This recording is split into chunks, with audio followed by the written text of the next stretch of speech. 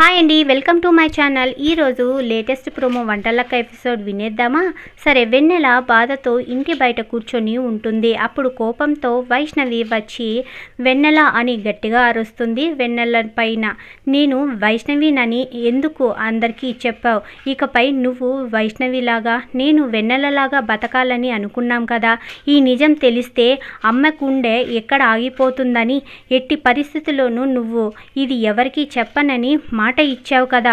నేను కృష్ణని మోసం చేసి పెళ్లి చేసుకున్న సంగతి అందరికీ చెప్పావు అని గట్టిగా అరుస్తుంది వెన్నెల పైన వైష్ణవి. వరలక్ష్మి, కృష్ణ, సుధా అందరూ కూడా అక్కడే ఉన్నట్లు వైష్ణవి గమనించుకోకుండా నిజాలన్నీ చెప్పేస్తుంది. వైష్ణవి చెప్పిన నిజాలన్నీ వినగానే వరలక్ష్మి అక్కడున్న వాళ్ళందరూ షాక్ అయిపోయి నిర్జీవులైపోతారు. ఇక వైష్ణవి వాళ్ళని చూడగానే షాక్ అయిపోతుంది.